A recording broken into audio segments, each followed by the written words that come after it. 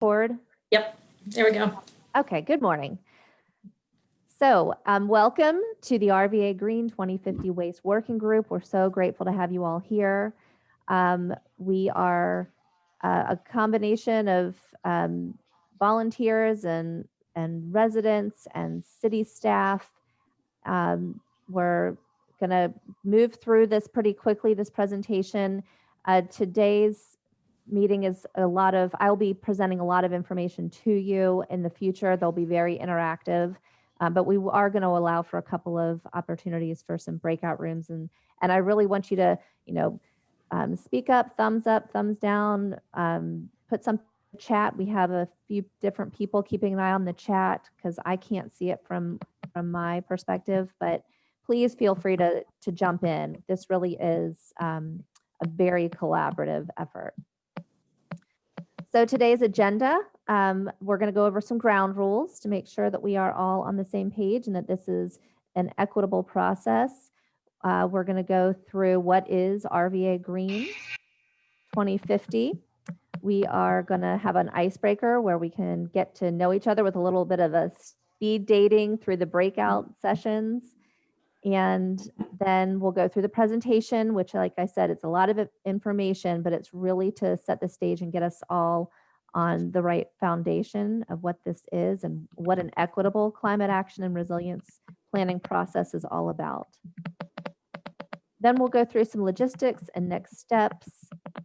But first, definitely want to know who is here. How did you arrive here? Well, like I said, you're all a combination of applicants. You were recommended, you were requested, or you were voluntold. You're a combination of technical experts or residents with valuable lived experiences. You are decision makers, and you're essential to carrying out the initial rollout of these plans, and you're also essential in the long-term success of this plan. So as we go around and do our introductions, please state your name, your organization that you represent, or your neighborhood. If you are a citizen volunteer who's representing a specific part of town, please state that as well.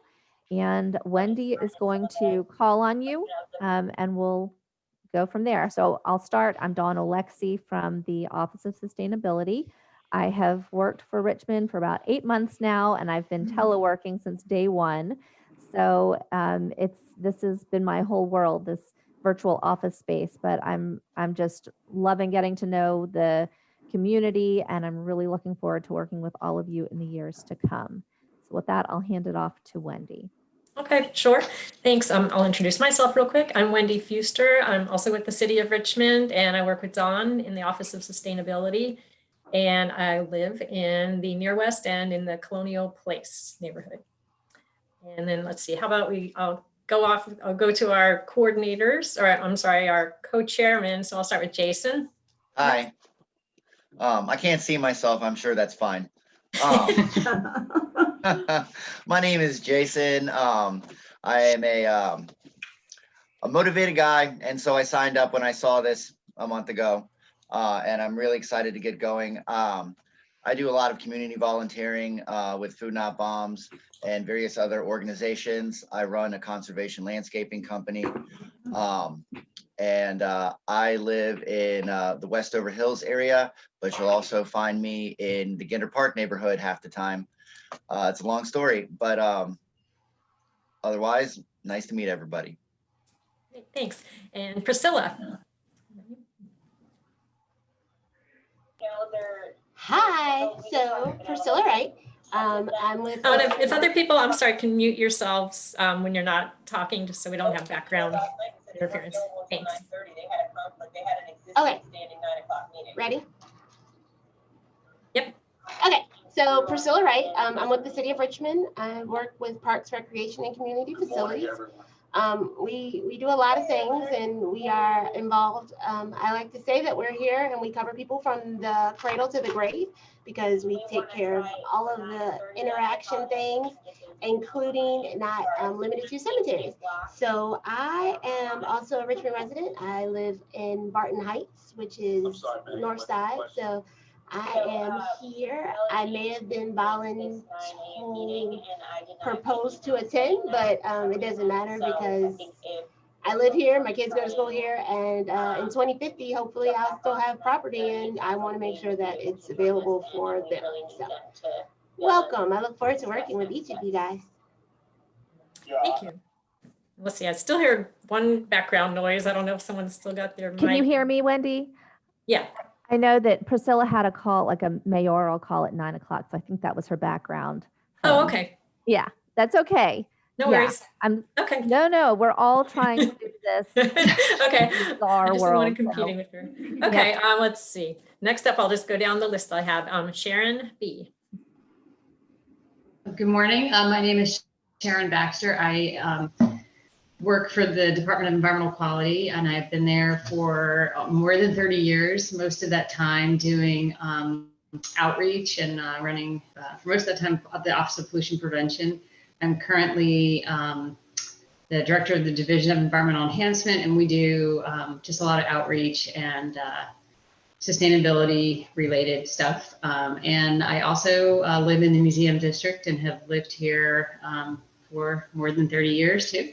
Just the beginning of this year was our 30 years on this house, and my kids went to schools here. So I'm committed to seeing Richmond get better. Great. Thanks, Sharon. Next, we'll do Jean. You know, she cooks, makes candy and bakes, but. Hi, everyone. My name's Jean Boisano, and I live in the Green Park neighborhood in Highland Park. Priscilla, you and I are neighbors. We're just right across the Cannon Creek Greenway from each other, probably. I've You lived in see my Richmond. hidden treasure? I did a whole video there about roller skating on Cannon Creek Parkway because it's amazing. It's an amazing, amazing place. I'm so glad it's here. I've lived in Richmond for 30 years. I was a resident of the museum district, as was my husband before I knew him. And then we lived in Church Hill together for a while before buying our house here in Northside in Highland Park. I am on my second term on the Clean City Commission.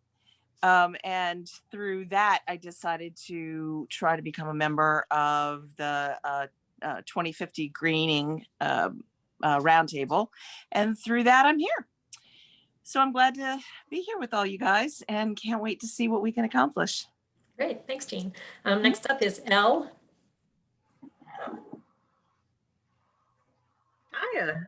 My name is Elle. My pronouns are she, her, hers.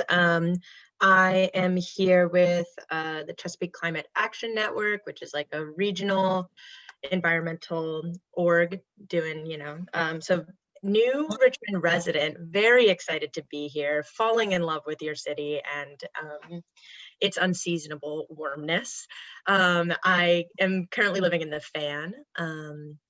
And yeah, I'm there. I feel very welcomed into this space, into this planning commission, the whole deal. So I'm very excited to be working with y'all for the next couple of years as I settle in. Great, thanks, Elle. Next, we'll hear from Ryan.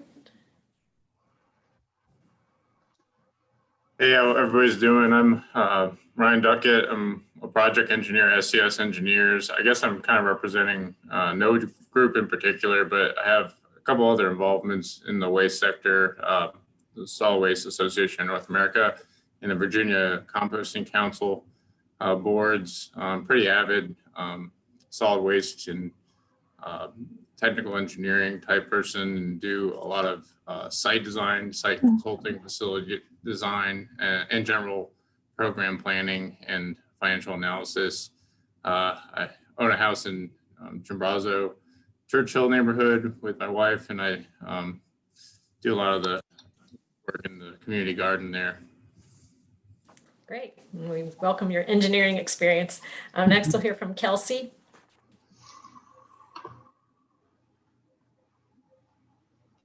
Let's see, I'm not sure. You still there, Kelsey? I know you got readmitted. I think she was having a sound. Okay, I'll come back. So Kelsey, please, if you need any technical assistance, put it in the chat so we can help you. Okay, then we'll go ahead and move to Fionnuala. Let me know how to pronounce that correctly. Sorry. Hi. Yeah, Fanula, Fin for short. She, her Okay. pronouns. And I am a co-hub coordinator of Sunrise Richmond. Super excited to be here. Generally speaking, I'm also just personally interested in waste issues. And I live on the south side of Richmond in the Forest Hill neighborhood. And I've been here. Kind of grew up here, went to college somewhere else, and then came back. So that's kind of me and where I am right now. Thanks. Let's see. I'll try Kelsey again. I saw you just got readmitted again. Let's see. I'm having technical difficulties with my internet this morning. Good morning. I am Kelsey Fastavant. I am the Sustainability Program Coordinator at University of Richmond. My pronouns are she, her, and I lost the chat, so I'm not sure if there was anything else we were supposed to mention. Just maybe what neighborhood you live in Richmond? Yeah, so although I work over in the West End, I live in Churchill, like on the other side. All right, thanks. Next is Kayla.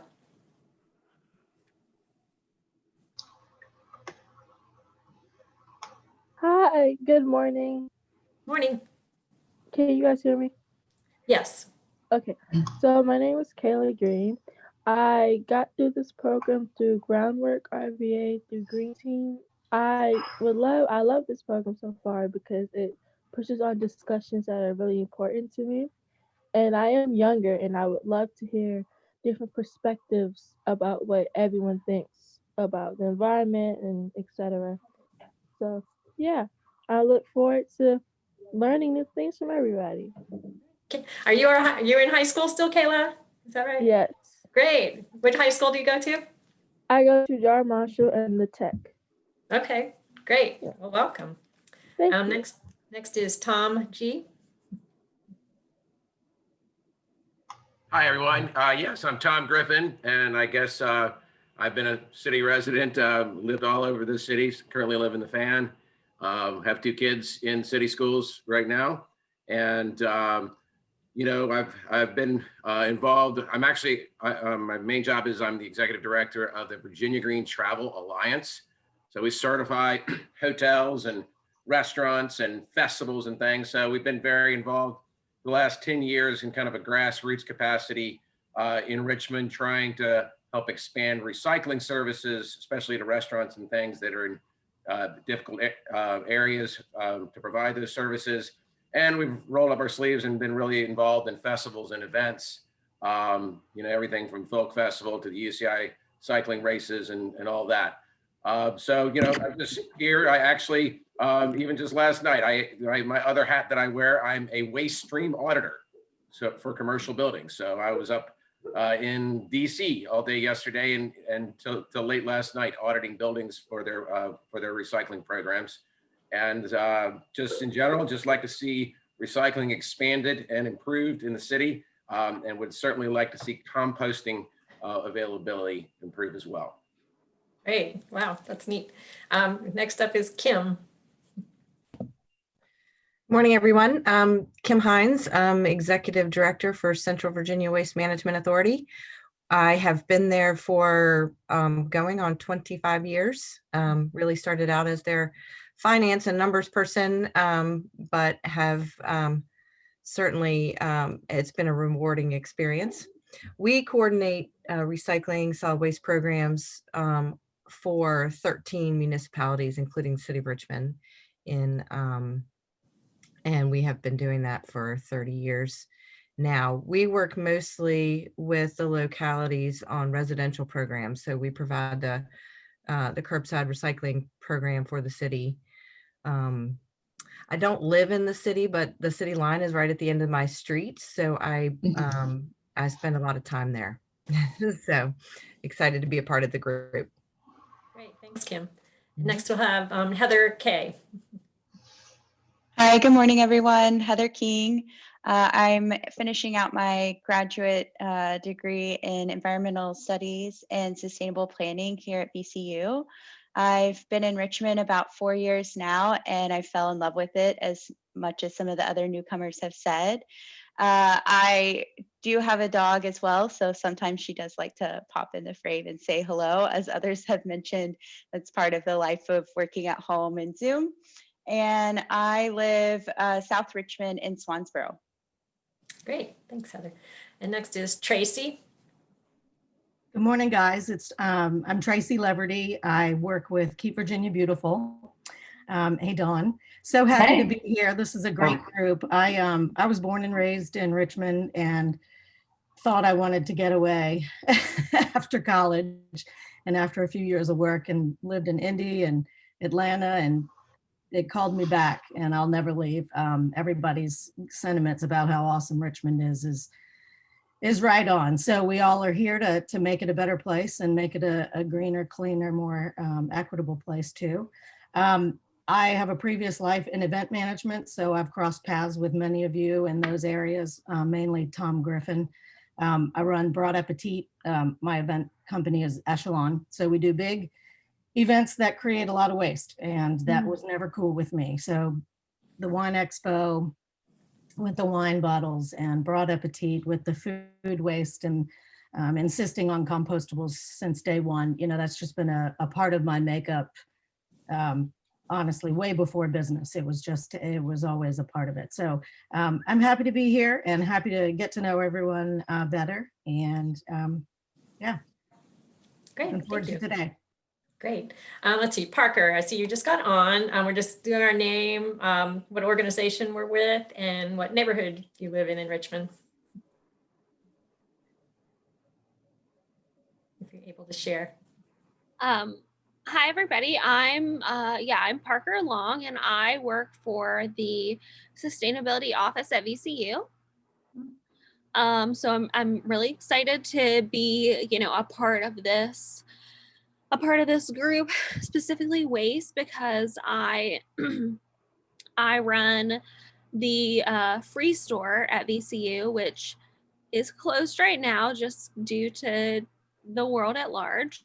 But we're hoping, in the spring, or at the very latest next fall, we'll be able to open again safely for everybody. And, the onus of creating this store was to take a lot of the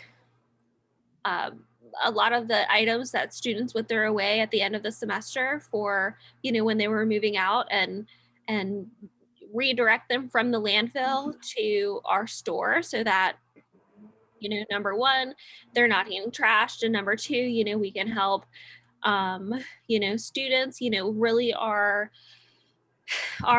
like, we help everybody for sure, but our specific clientele that we really want to help is the first year students, the low income students that might not be able to buy all of the supplies that they might need to live in the residence halls for their first year. So we really only have one good semester last fall before everything shut down, but it was super successful. So we're hoping to continue to grow the program. We're looking for possibilities of doing some kind of online situation for next semester, but regardless, we're really trying to reduce waste from the residence halls. So I thought that this group really kind of fit in well with what I already do. And then specifically, I live in Richmond. I live on South Side, though, off kind of the Jank Forest Hill area. So that's where I am. That's where I work. I don't know. I know I missed a few minutes of the beginning of the meeting, so I wasn't sure. Yep. No, that's great. Yeah. Okay, great. Yeah, no, that's very cool what you do, because circular economy is one of the things I think we'll be talking about in our team. So anyway, that's very cool what you're doing there. Let's see, Heather Myers-Brecker. Good morning, everyone. I'm Heather. I have been living in Richmond for about 8 years, originally from South Carolina. I live in Forest Hill, so also on the south side. I know a lot of us are in this area. I am a community volunteer. I'm not really tied or representing any organization. For For the past about 4 to 5 years, I've been leading volunteer groups with the James River Park System through Hands-On and the Community Foundation. I wrapped up that initiative for myself and saw this come through, so applied and excited to be here. My day job, I am a design researcher and communications consultant. So I have passions in zero waste and cleanup, community cleanups, but also in design thinking and thinking about changing behavior patterns and what we need to think differently about waste. Great, love it. All right, next is Betty Ann. Hi, good morning. I am thrilled to be here. I am a member of the city's Department of Economic Development. I've actually been in community and economic development for 41 years and a resident of Richmond for 41 years. For the last 33 years, I've lived in the far western or the near western and the Glen Burnie neighborhood, which is near Libby and Grove. I want to first say that this is incredibly important to the city of Richmond and our own sustainability. For economic development, this is a critical issue. In fact, a couple of our projects, I want you to know, had sustainability grants, including our one of our major companies, one of the craft breweries company, Stone, has a sustainability grant. If you've ever walked across their bridge, that was reconstructed from another location. So we're really thrilled and understand the importance of making sure that, one, we have a green community, because that's a really important factor for a lot of our companies and prospects looking at our area. And it's the right thing to do. Now, the one thing I'm a little worried about, whether I'll make it to 2050. I hope I'm here then. So thank you for having me here. Thank you for having me be a part of this. And as also, as we go along, if any of you all are businesses here in Richmond, let me know so I can call on you, because that's one of the things I also do. So thank you for having me be a part of this wonderful organization. Thank you. Great, thanks, Betty Ann. Let's see, Dawn Williamson.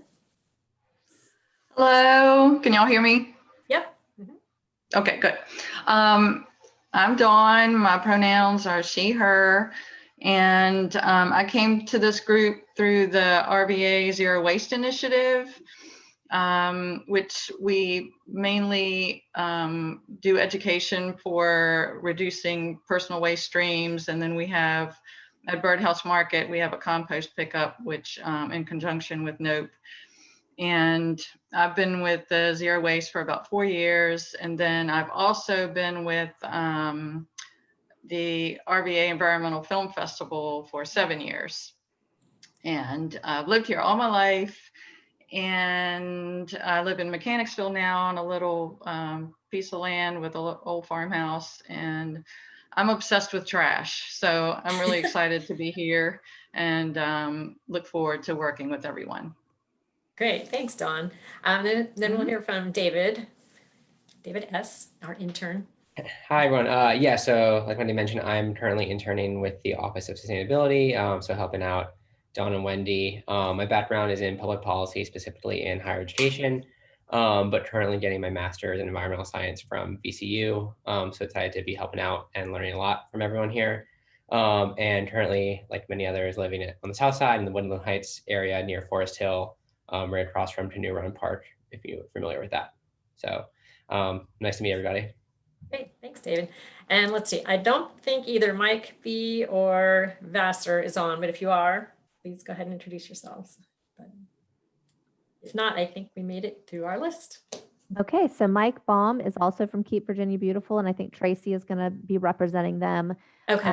Yep, so he was just kind of a resource. And then Vassar is with Department of Public Works, Solid Waste, and it looks like something might be in the chat. Okay. And he's in charge of operations, so they're out running trucks right now. So if he couldn't make it, that is most likely why. So as you can see, we have got an amazing group of folks on this working group, and I'm really thrilled to help lead this conversation. So what is your expectation, or what is our expectation of you? And it's to help us develop the recommendations for the plan that is going to move Richmond towards, I would love to see zero waste in 2050, but net zero certainly. And then apply best practices to the Richmond context. You guys are the movers and shakers on the ground, incorporating these policies and expectations into your own strategies. That's what's really going to help move this forward. So with that, ground rules. We are really we want to respect everyone's time here. We're busy people. We are asking you to kind of donate an hour and a half of your time. So we want to respect that. We want everyone to be present. I know it's so hard in this virtual environment where we're basically working. We're having meetings in our office space with lots of distractions, but try to be present so we can make the most out of our time together. We would love for everyone to participate with no one person dominating the conversation. Sometimes it's easy to kind of take advantage of a soapbox moment, but just be aware that we're all trying to share the stage. Please be additive, not repetitive. Again, that's another kind of time saver to, if you agree with folks, a thumbs up is kind of nice to give, or a thumbs down if you don't. But we're aiming for consensus. So in all of our conversations, as we're developing these strategies, kind of put a filter and think, can I live with this? And if you can, then we can move on. Be open to new ideas. Certainly, if you bring a problem, try to bring a solution so we can kick off, moving in the right direction with all of these roadblocks that we'll be discussing. Certainly separate the people from the problem. And like I said, a rule of thumb is always nice. And there are some tools in the Zoom menu if you want to use some of those reactions.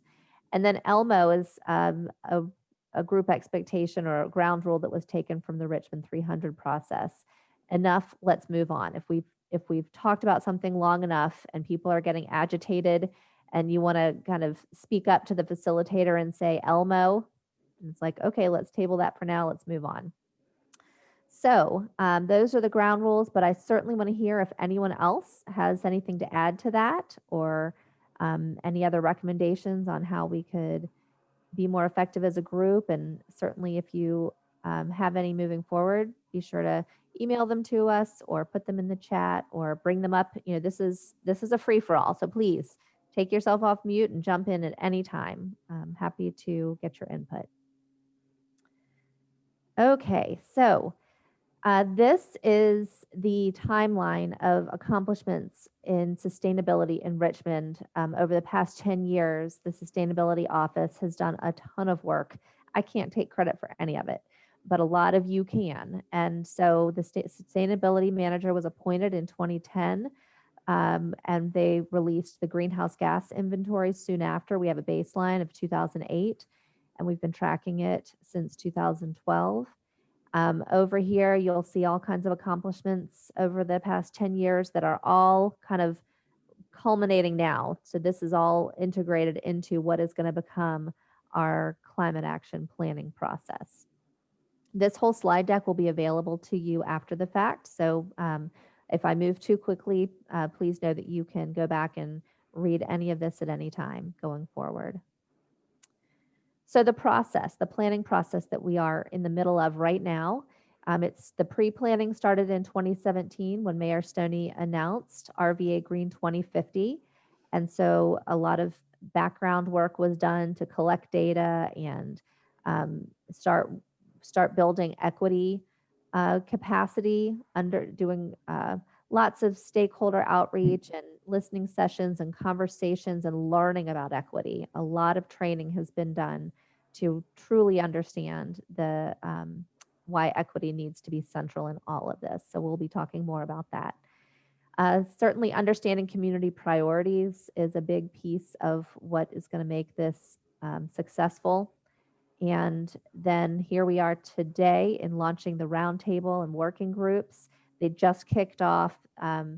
Again, you'll hear more about this, but the Environmental Justice Roundtable got together first. That's a group of volunteers. We have a couple of them on each of the working groups. So they're kind of making sure that the conversations are going back and forth, and everything that we put together is going to go through the Environmental Justice Roundtable and before it gets developed into a formal strategy. So that got the roundtable kicked off first, and then the 5 technical working groups started this week. So environment was on Monday, buildings and energy was yesterday. We are the 3rd group to meet. Transportation meets this afternoon, and then the community group will be the last layer, talking about priorities. So I spent a little bit of extra time on that, but I want to make sure you all understand this process. Going forward, we'll be developing the plan next year, and then the following year, hoping to have the final product adopted by City Council so we can put it into implementation. Okay, so in terms of this planning process, we have a lot of different folks and roles involved. Everyone on this call is part of this working group, the waste working group. It's a topical expertise area in everything that you kind of discussed in your introductions. And you'll be assisting with translating community priorities into this equitable climate action and resilience plan. And then I mentioned the roundtable. Those are the frontline community leaders. We have folks from the sustainability office and third parties who are just important people to have in this conversation and essential to what's next. So in terms of the technical working groups, like I said, there are 5 of them. This is just kind of a smattering of topical areas that they are each looking at. And this is what is going to build out getting our emissions to 0 and becoming a more resilient Richmond. So now we are going to have an icebreaker. This is your chance to get to know each other a little bit. We are going to attempt to send you into breakout rooms. So that means you're going to randomly get placed with about 4 people, and you'll have 2 minutes, and then I'll pull you back and I'll send you into another one, and we'll do maybe 4 rounds of that so that you can get to see new faces. Sometimes you might end up with some of the same people, but this is just the best we can come up with for a little bit of small group But there's rules, conversation. Don. Don't forget the rules. The rules? What are the Yes. rules? So when you're in your breakout group, you need to make sure that you say 3 things. And those 3 things are 2 facts about yourself and your name. So make sure that whatever breakout group you go to, you do the same 3 things. So don't say one thing in one breakout group and then think of something more interesting in another breakout group. Because throughout our presentation today, there'll be opportunities to remember or to give us information that you've learned in your breakout groups about others. Right? That's right. Very good. So with that, let's see if I can. Wendy, do you see the breakout rooms on yours? Priscilla, real quick. Priscilla, what were the 3 things? I heard the 2 things about 2 facts about yourself. What's the 3rd thing? Your name, just repeating your name. Your name. I don't okay. see. Your name and 2 things. So I would say I'm Priscilla.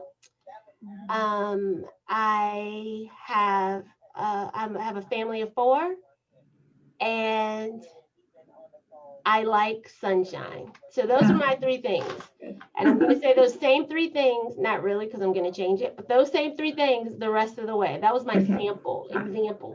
Yeah.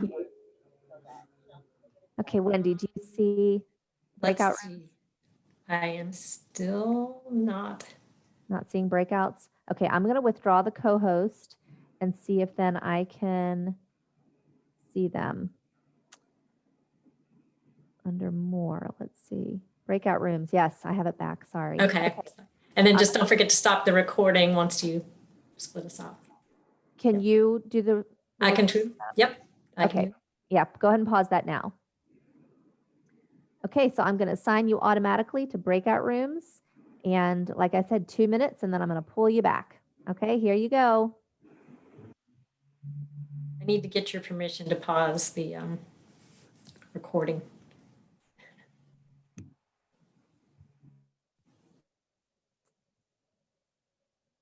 Okay, thanks. Okay, so setting the stage for equitable climate action and resilience. What is climate action and resilience planning? Well, this traditional approach that we've all heard about is you come up with a climate action plan, and then you come up with a climate resilience plan, And then you think about how to make this equitable. You add an extra layer of equity into it. What we are doing here is really big, and it's a whole new approach to climate action planning, where we have equity at the very center of it. So it's an integrated approach, really with climate action and climate resilience coming out of our number one goal, which is an equitable Richmond. So just to get everyone on the same page with all of these terms, climate action is based on this idea of climate change, the shift in the long-term average weather pattern. And what we're talking about here is specifically the human-caused emissions from burning fossil fuels or landfill emissions, from energy, transportation, all of those things that are impacting our world, our carbon footprint. So like I said, energy from fossil fuels, vehicle emissions, waste, all of these form a kind of an insulator around our planet and causes our atmosphere to warm. And that results in climate impacts. And specifically in Richmond, the ones we're most concerned with are extreme heat, extreme precipitation, and rising sea level as it affects the James. And of course, Hampton Roads coming up to Richmond. There are lots of long-term effects that we need to be aware of. Climate shocks are not so slow. These are one-time big impacts like floods, which we've seen, and storms, which we've seen. And all of those affect us in terms of risks to residents with their safety and health, the economic burden of it, and food insecurity, to our community, the public safety and health, damage to our infrastructure and displacement of people, and then the government, who is essential to public safety and the core services, education, poverty mitigation, financial and credit risk. All of these are impacts of this climate change. So you'll see here, these are our citywide emissions with that baseline in 2008. And we are on track to get down to 0 by 2050, which is our goal. We have a midterm goal by 2030 to reduce it 45%. But this is a big task to get down to net zero. So we certainly need everyone's help in coming up with strategies and then implementing them. So what is carbon neutrality? That doesn't mean that we have to have 0 emissions. We need to have offsets and make sure that we are at this net zero end goal. In terms of the Richmond emissions, so you can get a little deeper dive, and we'll be hearing more about this. Most of it is coming from buildings. Most of our building energy is what's driving the emissions from the City of Richmond city limits. Solid waste, while it's only 3%, I know that all of you will agree with me that it is the most obvious. You can't see electrical currents. You can't necessarily see the emissions in West Virginia, but you can see the trash in the streets and you can see the impacts locally. So this is an important conversation that touches every single resident. Climate resilience is just as important. It's not necessarily reducing the greenhouse gases, but it's making Richmond resilient. So while we're also decreasing emissions, we are learning how to adapt to the impacts. So you'll see there's a smattering of articles from just the past couple of years, excessive heat warnings and drought and flooding and excess storms, urban heat islands. All of these things are really affecting Richmond already. Warmer temperatures, earlier and more severe pollen seasons, more dangerous weather. And this is what Richmond's future weather is forecasted to be. The daily temperature max, 50 years ago, it was 69 degrees. In another 20 plus years, it's going to be 75. The number of hot days went from 7. It's expected to go up to 45 each year. And then extended heat waves, which are 3-day periods, they were not seen very often 50 years ago. And in another 20 years, we're expecting 20 a year. Days with over an inch of rainfall, 8.8 per year. So climate change risks are changes we're seeing that are early signs that Richmond faces due to climate change. They're due to climate impacts of and climate shocks. They start, like I said, extreme as risks to our citizens with the extreme heat, precipitation, and rising sea level, and then the shocks of the floods and storms. For example, people with respiratory illnesses such as asthma are more susceptible to heat-related illnesses. A natural disaster such as a flood may impact access to important services and resources such as transportation, food, and shelter. So all of these conversations are what really get at the equity of what we're trying to do here, and making sure that all the work we are doing relates to people's lived experience, and we can identify the co-benefits. So in terms of equity, climate change affects some more than others. It doesn't get any more obvious than that when you look at things going on with COVID, and I'll be showing you some maps of these vulnerable populations and how they are the first ones to be impacted. So root causes here in Richmond, we know we've seen it so blatantly, the racial segregation and the poverty and the income inequality, lack of living wages, the gaps in the educational opportunities, concentrated neighborhood disinvestment and the redlining, political disenfranchisement, low social capital that has happened in the past has just had rippling effects as the years have gone on. Then that leads to social factors with abilities to afford basic necessities, access to affordable and quality housing, access to reliable transportation, the healthcare, access to green spaces. We've seen some big articles lately on the importance of that, and how that does affect people. It's a big impact. Linguistic isolation, social cohesion, and then biological factors, your age, your chronic and acute illnesses, any disabilities or overall health status. All of those things play into how climate change is affecting people and with increased sensitivity.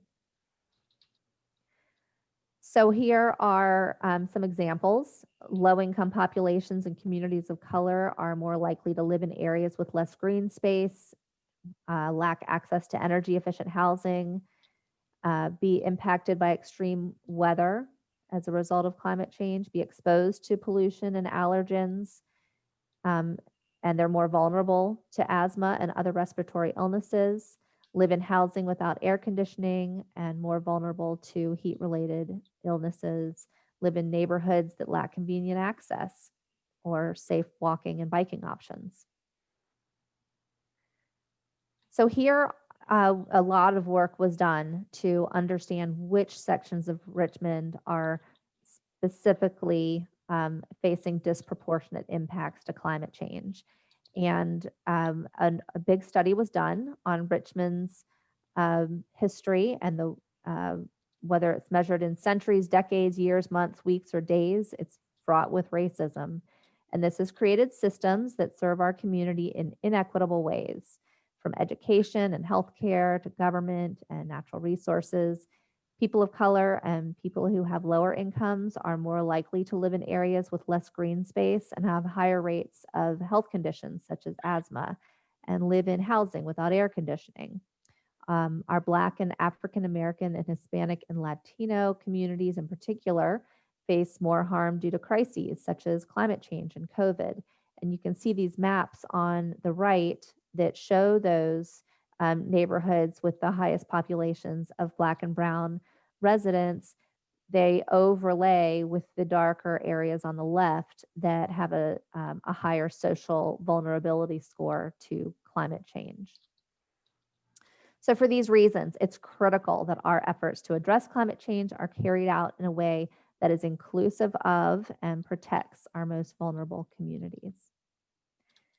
So this is an example, or this is actually a model of how we are centering equity and the priorities of marginalized communities in our work. Equity is one piece of the puzzle. Climate action is another piece of the puzzle where we're reducing the emissions, and then climate resilience is preparing for these impacts. And at the nexus of that is the RVAgreen 2050 planning process.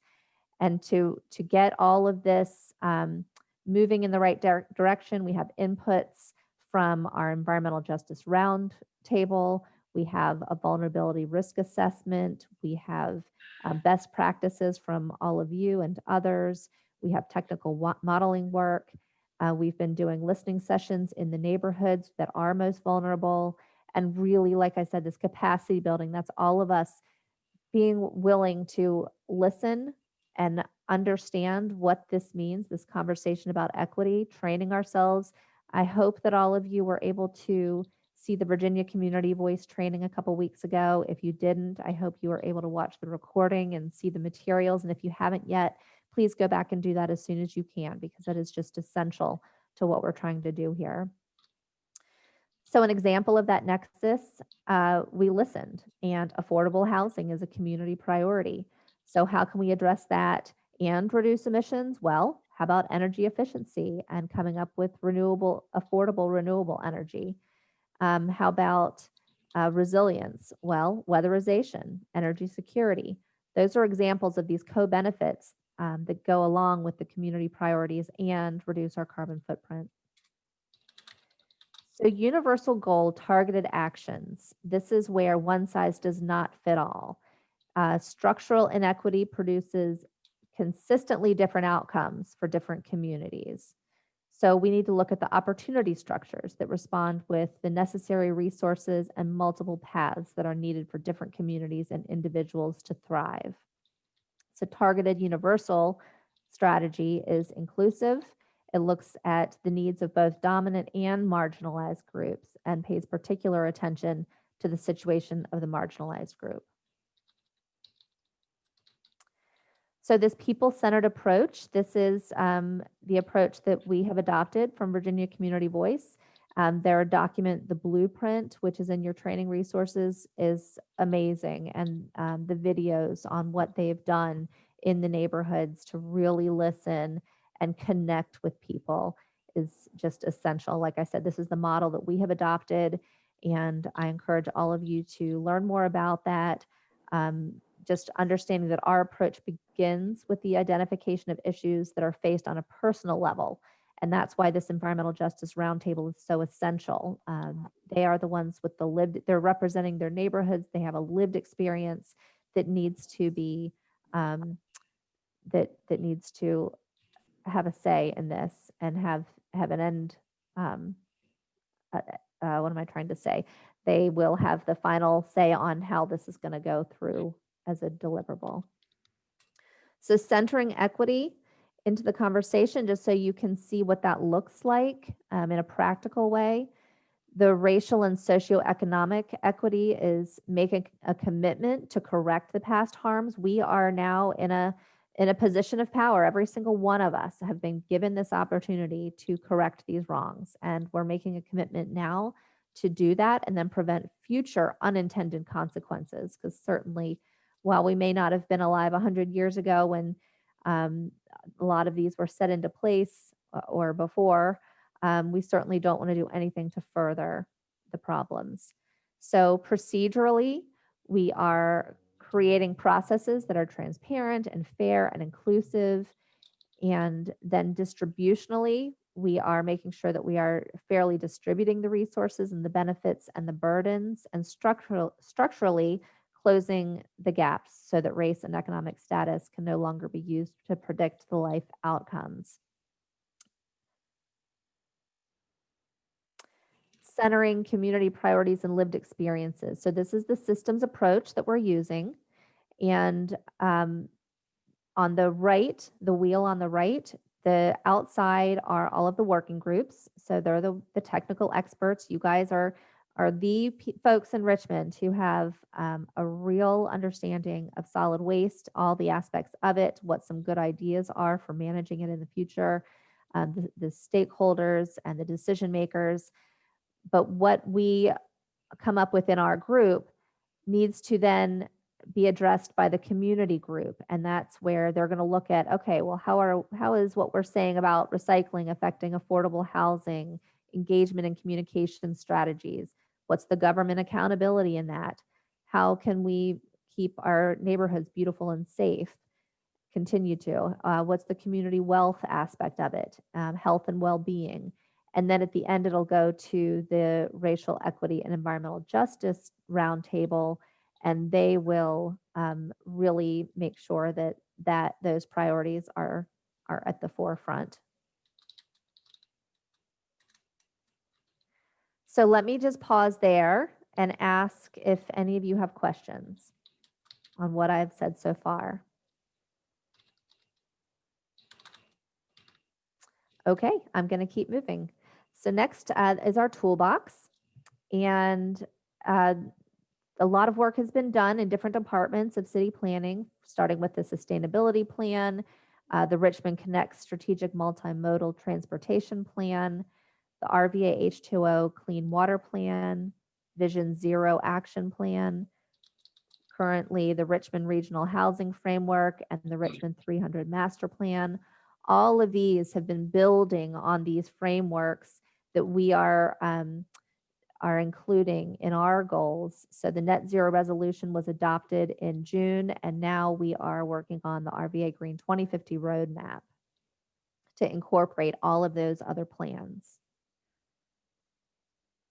So the urban heat vulnerability assessment, I mentioned earlier, it was a very important project that identified which neighborhoods are most impacted by extreme heat. And the listening sessions that were done in there, actually this project was done several years ago, and some of you might be even more familiar with it than I am, but it was certainly very eye-opening and has been included in a lot of work in recent years.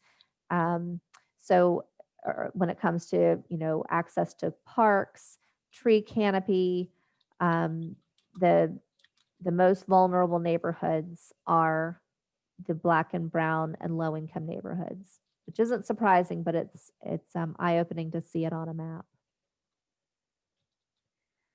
The Climate Equity Index is an amazing tool that was put together by our office, and you can access it online, and Wendy is going to put it in the chat, the link to it. I just put the link in there. Great, thank you. It looks at 39 different indicators of climate equity, and you can look at them separately. You can look at them layered on top of each other. This is a list on the right of some of those measures. This is what the map looks like. It's a GIS-based map. You can add in different layers of extreme heat. You can put your address in, so it shows you specific census area data. And it can look at precipitation and flooding over different time spans. It can look at all kinds of demographics. And it's an interactive tool, so you can explore the impacts of your neighborhood, and it's really important that we all get to know what these impacts are so that we can make meaningful decisions going forward. The climate vulnerability and risk assessment is something that we will be talking more about in a couple of meetings. What we really need to understand is what action is needed for Richmond to prepare for and adapt to climate change. So I've mentioned the extreme heat, the increased precipitation, and sea level rise.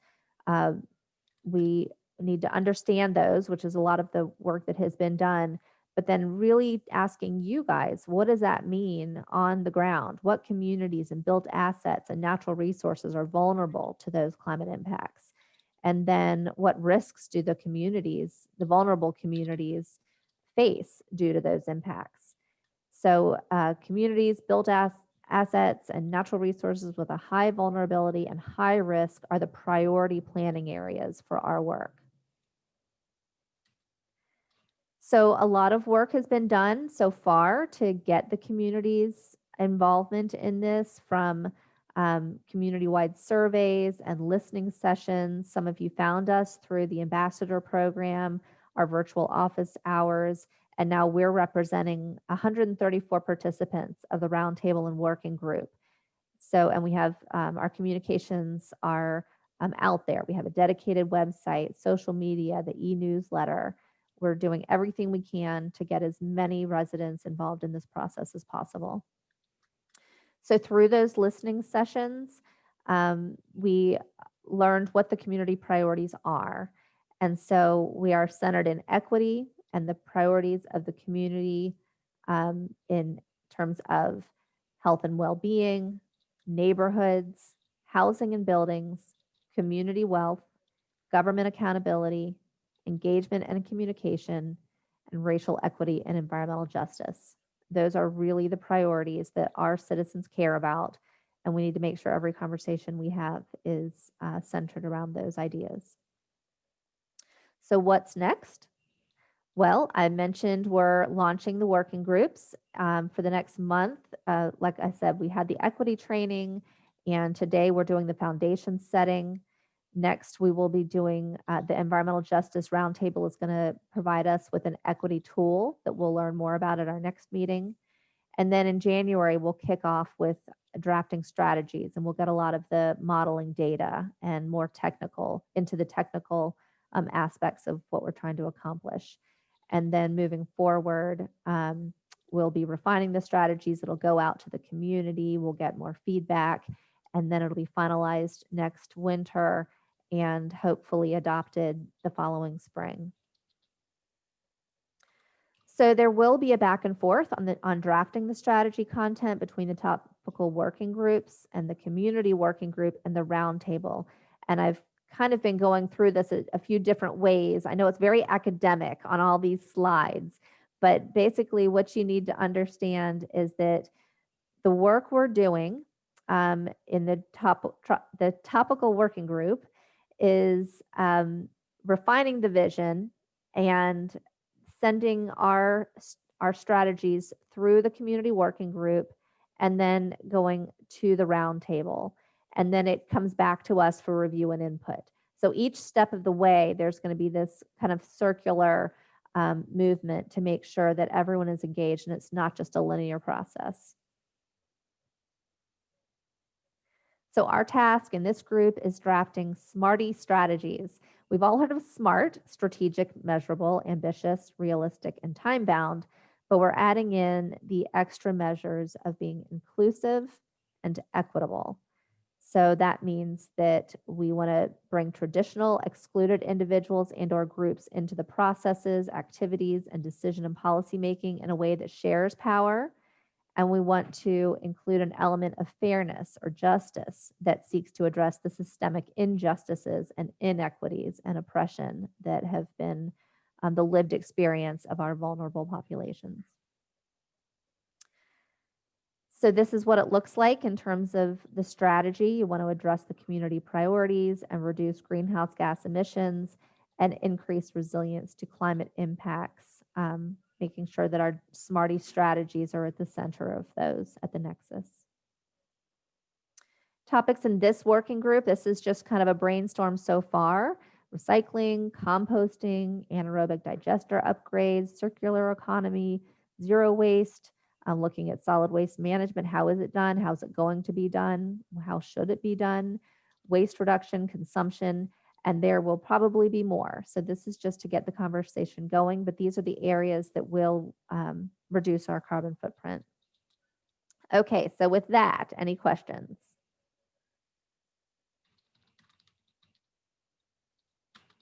Okay, great. I know it's a lot to take in, a lot to kind of sift through. Please, you'll have lots of opportunities to go back and look at it. You can contact Wendy and myself at any time to ask questions.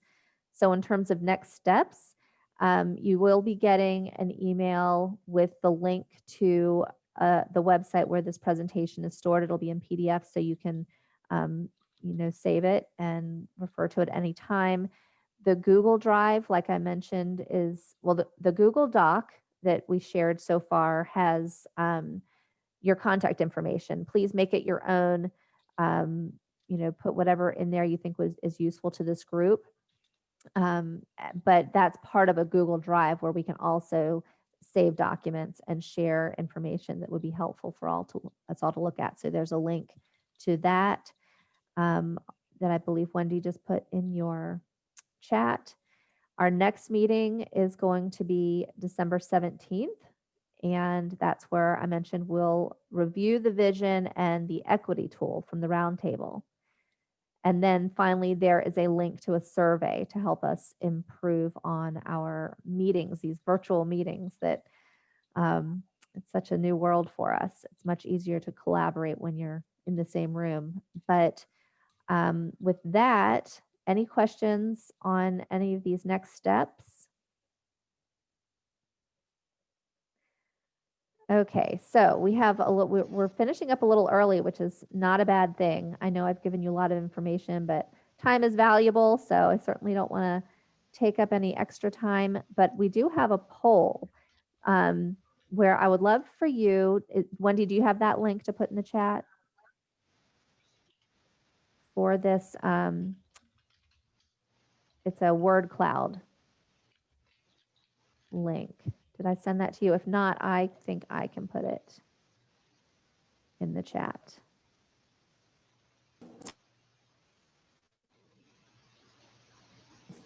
Sorry, I was on mute. It's in there. Oh, okay, great. Okay, great. And yeah, so I'm going to go ahead and stop the recording. Yes.